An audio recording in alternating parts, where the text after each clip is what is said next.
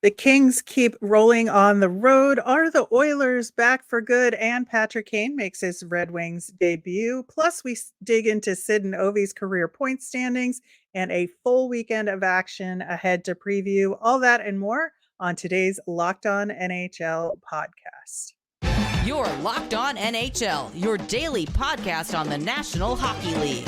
Part of the Locked On Podcast Network, your team every day.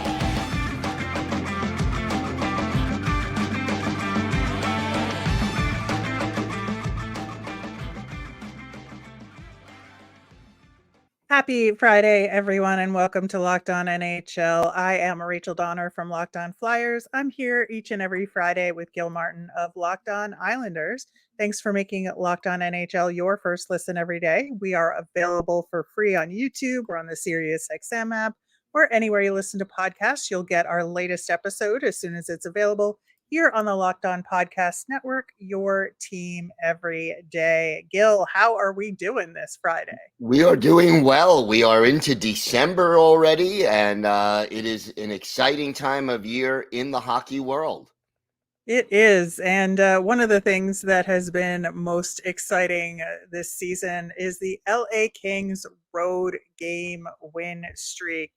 They just won their 11th straight, and it is the NHL record for the season opening run that they are on, undefeated on the road to this point. Can they be stopped? Well, they face the Islanders next, so probably not. But yeah, no, it's incredible. And the amazing thing is, at home, they're thoroughly mediocre, which Yeah, I know. Very little sense when you break it down. But Road Warriors, I mean, they just get another shutout, beating Montreal in Montreal. And yeah, they are absolutely red hot right now. And, you look at 11 straight on the road, but at home, 5, 4, and 3. So they're 5-7 at home, but 11-0 on the road. Why do you think that happens? I mean, some teams, you think there's less pressure on the road in some ways? In some respects, yeah. Although I wouldn't think like the Kings would be a team where that could be the case, right? I Right. think it's just unusual for them in particular. But I certainly know covering the Flyers, they're doing pretty well on the road this season, relatively. Obviously they're not as good as the Kings, but still, I think it's just been a weird season for road team success overall, and the Kings are capitalizing on that.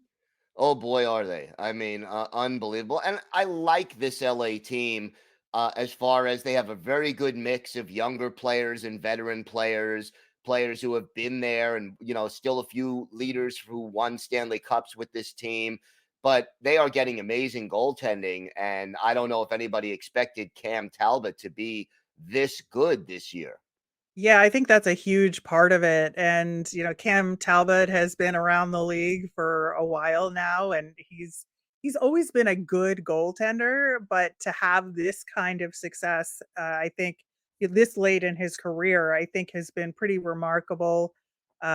He's had 2 shutouts this season, and, I think that it's really fortuitous for the Kings to be able to rely on him. It is. I mean, they don't want to overwork him before the playoffs, but you look at the numbers: a 184 goals against average, a 933 save percentage. Just impressive numbers, and I think it also reflects well on how this team is playing defense in front of him. And the amazing thing is, when you look at the standings in the Pacific Division, the Kings are tied with Vancouver for second place in points with 35. They're only 4 points behind Vegas, but they have 4 games in hand on each of those teams. Yeah, it's definitely a weird time in terms of the schedule and games in hand. So it's kind of hard to gauge the standings a little bit right now overall, but it is an important thing to note. Another thing that is important to note: the Edmonton Oilers are on a 5-game win streak, 7-3 in their last 10. Are the Oilers back for good? Is the question we got to ask. Well, I mean, back to what is the question I would follow up with that. Fair, Uh, fair. I mean, are they an elite team right now? Probably not, but are they are certainly better than their early season slump indicated. The coaching change obviously having Yeah. a very positive effect on this team. They're back to a 0 goal differential after that horrendous start. You mentioned the 5-game winning streak. Look, this team was too good to be where they were in October. We knew that. The question is, a lot of teams go on a little bit of a hot streak after they change coaches. It lasts a week, 2 weeks. Is this, I don't think they're going to be winning 7 out of 10 for the rest of the season, but can they get back into the playoff hunt? I think they definitely can. There is just too much offensive talent on this team for them to be near the bottom of the standings. Yeah, I agree. I do think the playoff potential is still there. They're just going to have to keep this consistent. And, you mentioned the talent. Connor McDavid is in a 7-game point streak. And I think, so goes Connor McDavid, so goes the Oilers in a lot of ways.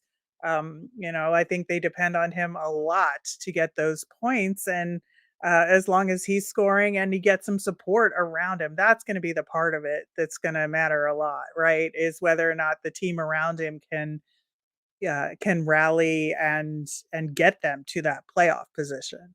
You need scoring depth. You can't just Yeah. rely on your McDavids and your Drysidles and everyone else is a passenger. So they've got to get. I mean, the other players on the roster are not going to match those two for productivity, but they've got to get consistent performances from the rest of this roster in order to win consistently. Yeah, well, another name that is talked about when it comes to scoring is Patrick Kane, who made his debut for the Detroit Red Wings in what turned out to be a pretty horrific loss to the San Jose Sharks.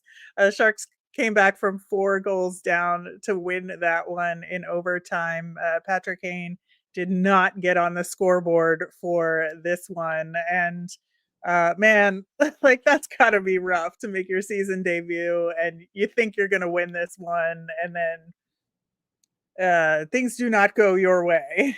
And look, that is definitely devastating. This is the second time this week that the Sharks on this road trip have Yep. overcome large deficits. I mean, earlier this week they did it to the Islanders. Islanders were up 4-1 midway through the third period and lost in overtime 5-4.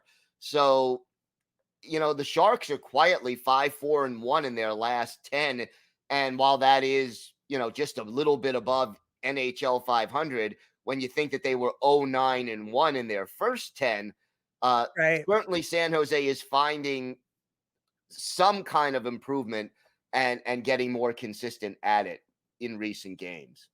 Yeah, and that's why honestly I wasn't really talking up that Sharks losing streak that much at the beginning of the season because you knew they were going to win eventually. They did. And then things have sort of leveled out. We also did not have high expectations for this team. So they weren't going to go like 0 for 82, right? No.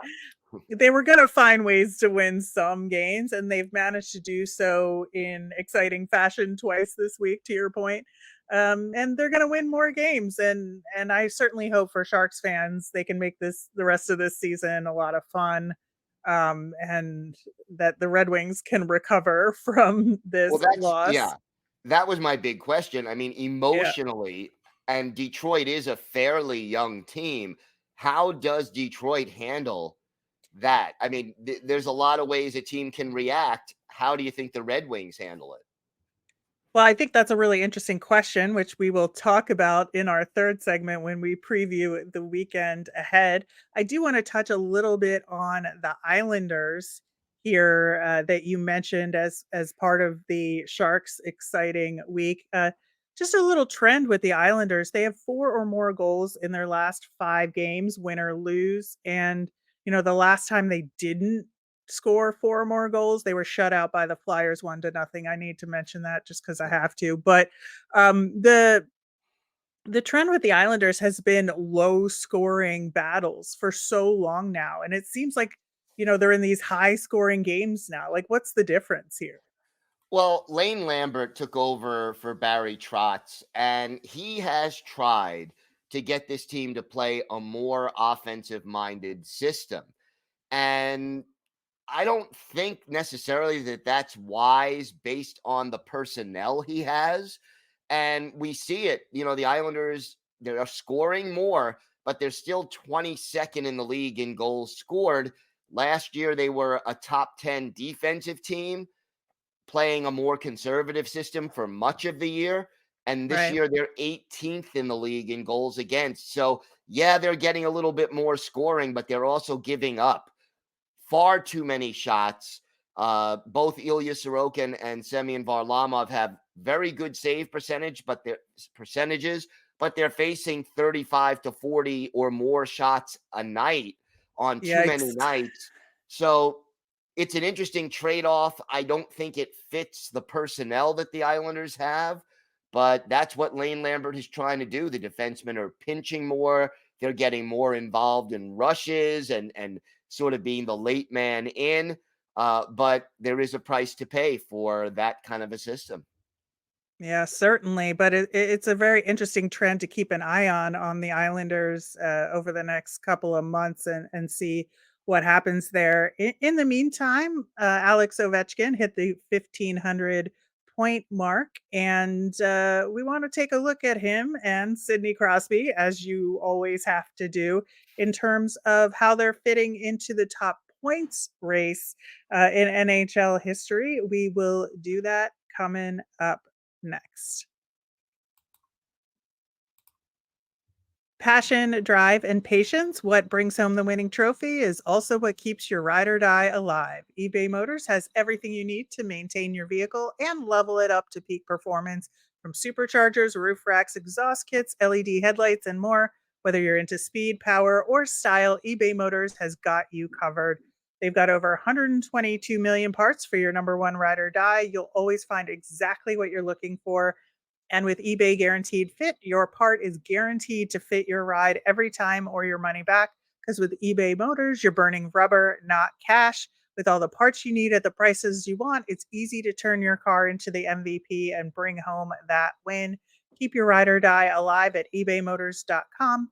Eligible items only, exclusions apply. eBay Guaranteed Fit only available to U.S. customers. Gil, we were looking at Alex Ovechkin's accomplishment of 1,500 points before we started recording today, and I nonchalantly said, "So what?" And then, and then you said, "Come on now, that's a big deal." And I have to reluctantly take back my "so what" and say, yes, indeed, it is a big deal. And I think the reason why I said so what was that all of the focus has been on Alex Ovechkin and the goals record, right? And whether or not he was going to get there. And the points part of it, I think, was just a side note in all of this narrative and this conversation. So when you kind of zoom back out at it and you say, okay, Alex Ovechkin with 1,500 points is the 16th most points of anyone in the history of the NHL. That is not too shabby. And so I should not have been dismissive like that, right? Like in terms of the points race, like where do you put this into the context of NHL history? I mean, look, Alexander Ovechkin is a first ballot Hall of Famer. Uh, he is one of the greatest players of the 21st century, if not the greatest so far in the NHL. This is quite an accomplishment, and you have to give Alexander Ovechkin credit for that. And he's not done. He's on the heels of Wayne Gretzky for the all-time goals list. So I mean, the hits just keep on coming for Ovi and the Capitals, to the surprise of a lot of people. Uh, Washington is in the thick of this playoff race, even though they weren't necessarily expected to do. Now, they're on a little 3-game losing streak, so that doesn't help. But they're exactly 3 points out of second place right now in the Metropolitan Division. Yeah, and so I think there's a lot to play for here for him, not just for his individual accolades. There is a strong team effort here going on in Washington. And of course, like when you talk about Alex Ovechkin, you have to talk about Sidney Crosby. They are forever joined in the hockey conversation here. And Crosby is the only other active player above 1,500 points right now. He's got 29 more points than Alex Ovechkin. And we're kind of looking at the overall career points list and trying to figure out if either of these two will crack the top 10 when all is said and done. And right now, it looks like Crosby has the possibility of getting up to maybe the 12th spot this year, but neither of them will crack the top 10. You're looking at Phil Esposito with 1,590 points. I think that's unlikely. Ray Bork is in 11th with 1,579, and, I'm not sure that's possible for either one of them, but I do think it's possible, at least for Crosby, to pass Joe Thornton here at 1539. Yeah, that is a real possibility, and Ovi could get there if he gets really hot down, the rest of the season. It's certainly not outside the realm of possibility. But I mean, listen to the names you're putting these I two know. in with. I mean, all of these players are either in the Hall of Fame or going to be in the Hall of Fame. You're talking about some all-time greats, and not just guys who were great for a year or 5 years. You're talking about a decade plus of excellence by all of these players. And that has to include, Crosby and Ovechkin. So this is rarefied air. And I got to give a lot of credit to both of those guys. I mean, it seems like yesterday that, Crosby was this young kid who, the hot shot generational talent guy. He has lived up to that pressure and more. He's been a captain, a Stanley Cup champion. The fact that he will probably end up in the top 10 all time in scoring if he stays healthy and plays a few more years is very impressive. And, with Ovechkin chasing Gretzky, I mean, where do you go from there? I mean, it's just very impressive. And those two, as you said, forever linked in hockey lore, and rightfully so.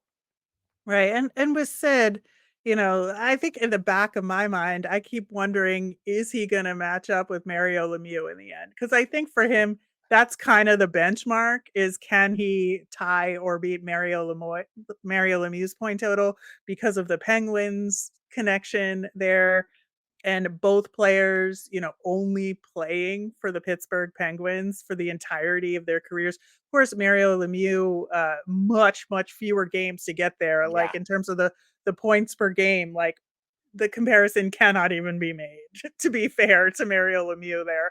But No, and you talk about Mario Lemieux, if he would have stayed healthy, yeah, where would he have ended up? I mean, I think he would have been in Gretzky territory, if not passing him, if he played an equal number of games as Gretzky did.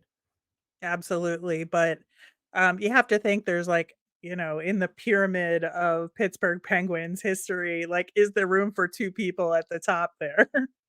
Well, if you do a Mount Rushmore, you have room for 4. So, That's fair. but that's taking up 2 of the 4 easy. I mean, that no debate, no question. And I guess you throw Yager in there, and that's 3. Who would your 4th Penguin be if we're doing a Mount Rushmore? Oh god, that's a tough one. I Yeah. mean, it's hard because, like, you look at Mark Recchi and he played for so many different teams, Pittsburgh being one of them. Paul Coffey, same situation. So, Nico I don't know, Barrasso? man. Who? Tom Brasso? Maybe. Maybe. Yeah, maybe you have to put a goaltender in there. You gotta have a goalie on your Mount Rushmore, I guess. Is that the rule? You would think there'd be one, right? I mean, Yeah. Yeah. So I think that it's just as their careers get closer and closer to the end, you have to start having all of these conversations and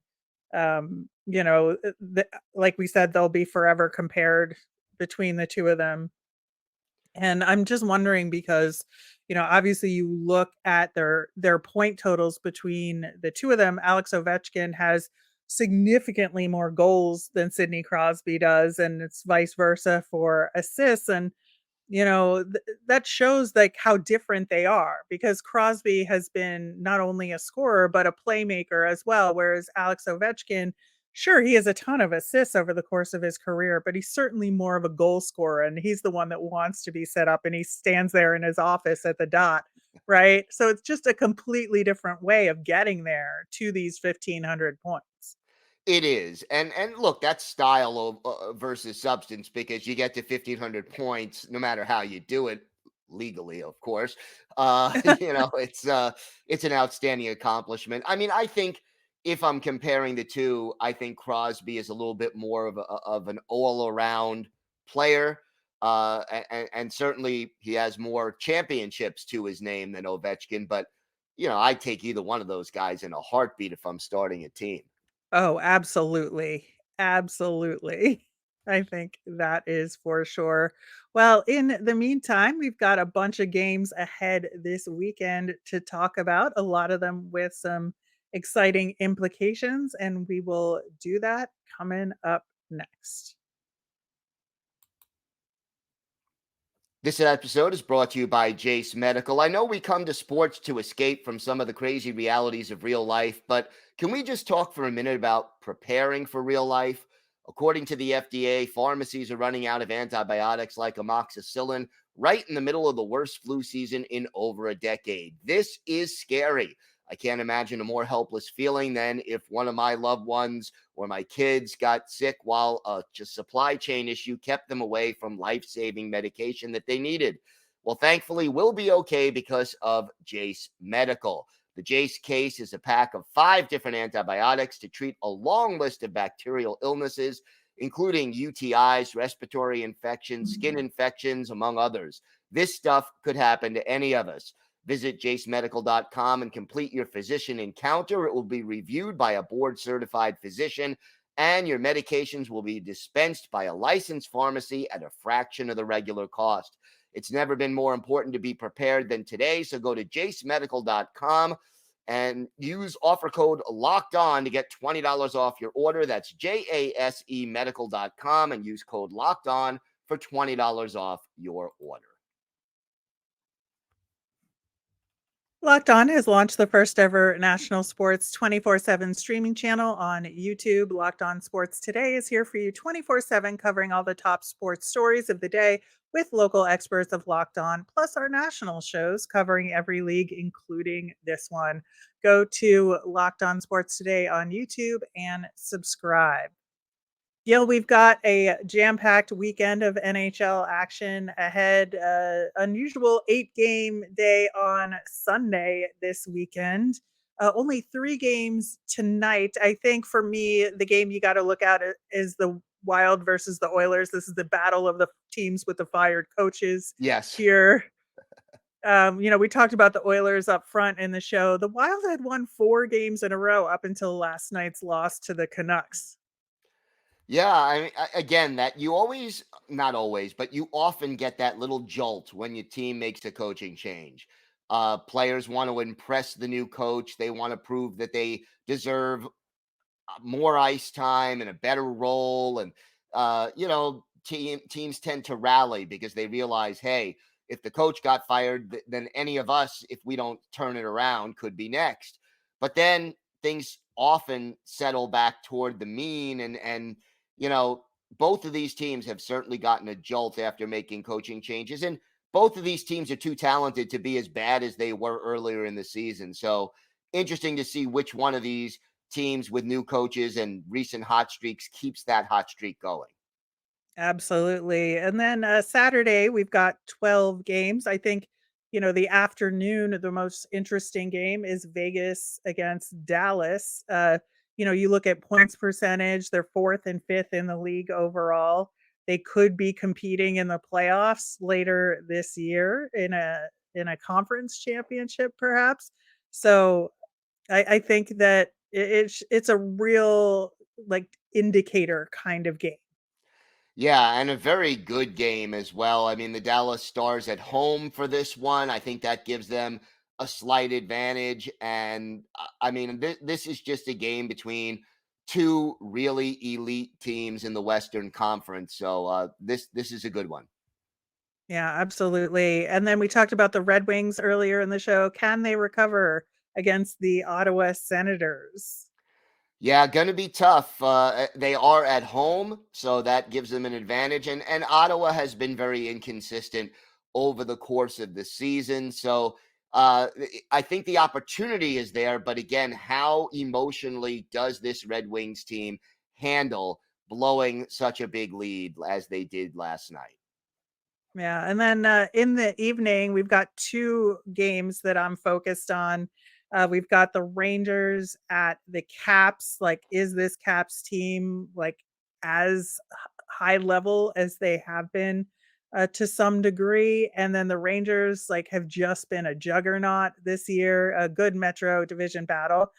And then we get to see if the Kings can continue their road winning streak against your New York Islanders. Yeah, it won't be easy for the Islanders. Always a challenge, and the Kings just playing so well. The hope, if you're an Islander fan, may be that you don't see Cam Talbot in goal on Saturday night. He's been starting roughly 2/3 of the games, but uh, also if you do see Cam Talbot, Ilya Sorokin and Cam Talbot is a very good goalie matchup. Yeah, that actually sounds like a fun goalie battle to watch. The late game I'm looking at is Carolina at Vancouver. I think that they're teams that have had some success this season, but Carolina, a little bit of a struggle there. I'm intrigued to see how these two teams match up. Yeah, should be interesting. It's on the West Coast, so Vancouver is at home. And look, the Canucks have cooled off a little bit, but they are Yeah. still better than anybody expected them to be. And I think they'll be in the hunt the whole season long. I think so too. And like I said, we've got a pretty packed schedule on Sunday. What's the game that stands out to you the most that day? Oh, wow. There are a few. I mean, we've talked about Edmonton and how far they've come. Edmonton, New Jersey, I have to look at. Uh, Definitely a challenge. And here's two teams that I think have sort of disappointed a little bit as compared to what expectations were. So I think that's an interesting matchup. But then the Kings and the Rangers has got to be one of the Yeah, elite games of the day. I think so too. Absolutely there. And honestly, I think I'm gonna watch that Preds-Habs game Yeah. just because I think the Preds have exceeded expectations to some degree, and so has Montreal. I mean, the Preds have the better record at this point, but Montreal has had some surprising wins this season, and I'm wondering if, how does that come together here in this game? Yeah, no, it should be good, and it's in Montreal. And just every time you think that the Habs are going to regress to where they were a year or two ago, they find ways to win I hockey know. games. So they're not going away so easily. Here we are, 26 games into the season, and they're still hovering right around NHL 500. Yeah, absolutely. That should be a fun one as well. That will do it for today's show. Of course, Gil, you will be back on Monday with hosts from around the Locked On NHL network, talking about all the big stories from around the league. Have a great weekend, everybody.